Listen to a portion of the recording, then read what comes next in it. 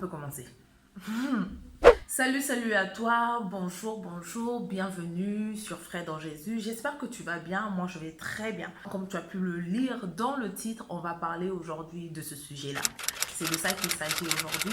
Ces derniers temps, la communauté chrétienne, on va dire ça comme ça, a été bouleversée par beaucoup de scandales. C'est le cas de le dire, a été bouleversée par beaucoup de scandales. Donc aujourd'hui, j'aimerais juste humblement donner mon avis en fait sur l'un d'eux. Mais avant tout, voilà, j'aimerais vous remercier pour vos réactions par rapport à la vidéo précédente au sujet de Didier Arafat. Merci pour tous les commentaires qui ont été laissés ici, en inbox ou même en face-to-face. Merci en tout cas pour tous vos avis. Et comme j'ai l'habitude de dire, si une seule personne est édifiée, c'est que l'objectif est atteint. Parce que c'est vraiment la raison pour laquelle je fais ces vidéos. Je ne suis pas une youtubeuse. Vraiment, je n'aurais pas la prétention de dire que je suis une youtubeuse parce que je vois le travail que les youtubeuses font. Voilà, c'est vraiment du temps de tournage que je n'ai pas, du temps de montage que je n'ai pas, une discipline où encore elles sont très régulières dans la diffusion de leurs vidéos, ce qui n'est pas mon cas. Donc vraiment, je suis juste une personne qui a envie d'exprimer ce qu'elle pense et je pense que YouTube est une très bonne plateforme pour dire ce que j'ai envie de dire à plusieurs personnes. Et je pense aussi que l'on peut tout mettre à la lumière ou que l'on doit même tout mettre à la lumière de la parole de Dieu, c'est-à-dire de la Bible. Tout peut trouver une réponse ici dans la parole de Dieu. Donc on peut tout mettre en corrélation ou en relation. Il y a beaucoup de choses qui se passent, il y a beaucoup de travers, il y a beaucoup de manquements et dans le but de nous améliorer toujours, il faut qu'on en parle. Et donc ici, voilà, moi j'ai envie de dire tout haut ce que tout le monde dit tout bas. Donc ça ne va pas forcément nous arranger, mais voilà, tout dépend de comment tu vas le prendre. Voilà quoi. Michel Bakenda est un chanteur gospel congolais. Et voilà, il a chanté plusieurs louanges, plusieurs adorations qui nous ont énormément bénis. Et actuellement, Michel Bakenda est au cœur d'un scandale. Voilà, il y a une vidéo inappropriée qui a été diffusée sur les réseaux sociaux au sujet du chantre. Et donc voilà, il est au cœur d'un bad buzz actuellement. Moi, quand j'ai vu l'information la première fois sur les réseaux, je me suis dit, Michel Bakenda quoi, lui aussi. J'étais surprise. Mais après, voilà, je suis vite passée à autre chose. D'autant plus qu'après, j'ai appris qu'il s'était excusé et qu'il avait demandé à se retirer. Il voulait se retirer pendant quelque temps de la sphère musicale pour pouvoir se rapprocher de Dieu. Donc, je me suis dit, c'est quelque chose à féliciter. Il n'a pas eu envie de démentir. Il n'a pas eu envie de se couvrir ou voilà, de donner des justificatifs qui ne tenaient pas la route. Mais il a juste demandé à quitter un moment et aller se rapprocher de Dieu. Alors récemment, en fait, sur YouTube, j'ai vu une vidéo de chez Casarema avec en gros titre « Michel Bakenda empoisonné ». J'étais intriguée, je me suis dit, bon, je vais cliquer, je vais regarder. En regardant cette vidéo, je me rends compte en fait que l'invitée, c'est la sœur de Michel Bakenda, la grande sœur de Michel Bakenda. Du coup, là, je me suis dit, voilà, Michel Bakenda a envoyé sa sœur sur le plateau de Casarema pour le laver, pour le déculpabiliser, pour dire sûrement voilà, que c'était un montage, que c'est faux, que c'est pas lui. Mais voilà, le Saint-Esprit m'a dit non, calme-toi et regarde cette vidéo jusqu'à la fin. Et je vous avoue que c'est la première fois que je regarde une vidéo de chez Casarema du début à la fin comme ça. Mais quand j'ai fini cette vidéo, j'ai vraiment été touchée.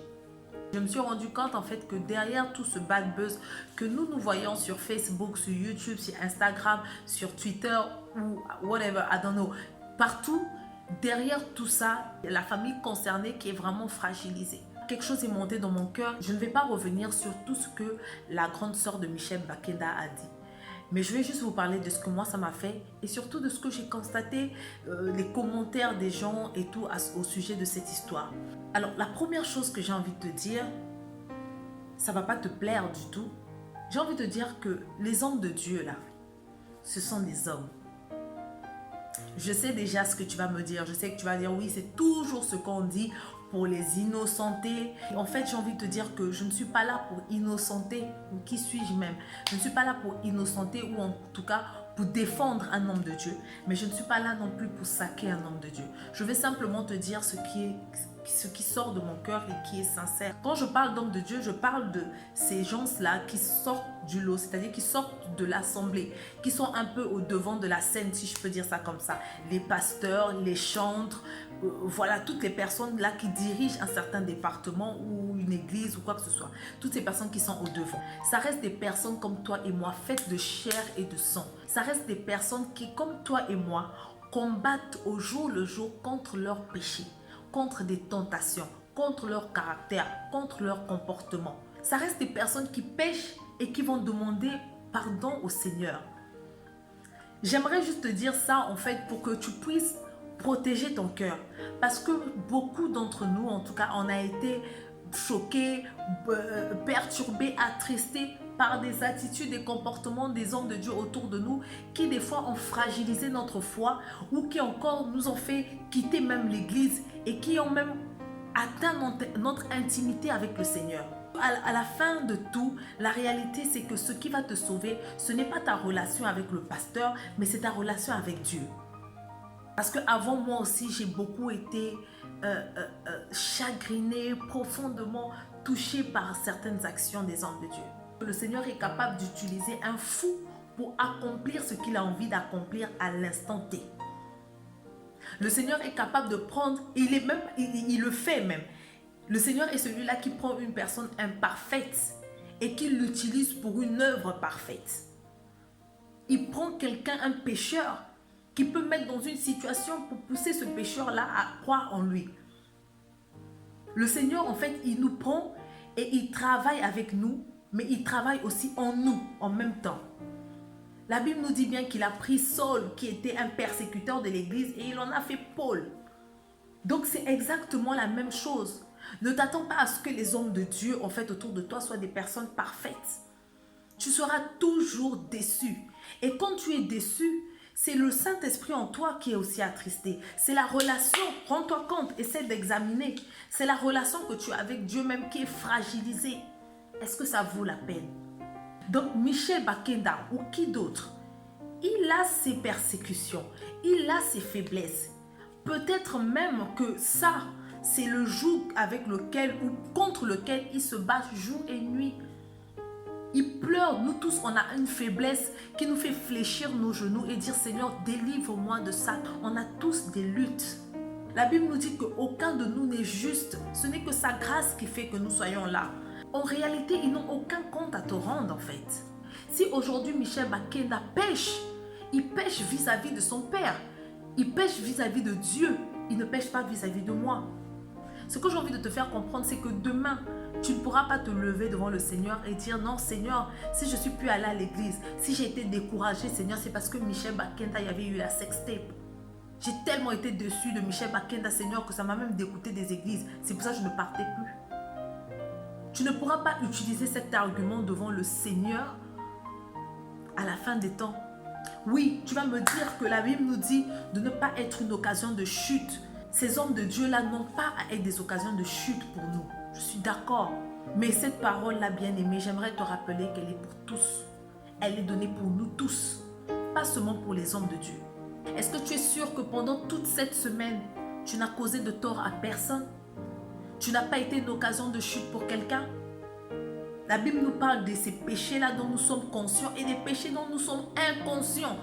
Donc, des fois même, tu peux faire des choses, tu ne te rends même pas compte que c'est mal, ça frustre quelqu'un. C'est pour ça que quand nous demandons pardon Seigneur pour ces choses que nous connaissons, mais même pour ces choses-là que nous ne connaissons pas, mais lui qui sait tout, qui nous pardonne pour cela. Oui, cette vidéo a fragilisé beaucoup de personnes, a perturbé beaucoup de personnes. Je suis d'accord. Mais est-ce que tu penses véritablement que Michel Bakenda avait envie de faire cette vidéo, la publier sur les réseaux sociaux pour être une occasion de chute pour quelqu'un? Pour fragiliser la foi de quelqu'un? Je ne pense pas. La Bible nous dit que la foi vient de ce que nous entendons. Et ce que nous entendons vient de la parole de Dieu. Donc tu as une responsabilité toi aussi de décider de ce que tu entends. De décider de ce que tu laisses entrer dans ta tête, de décider de ce que tu laisses asseoir dans ton esprit ou dans ton âme.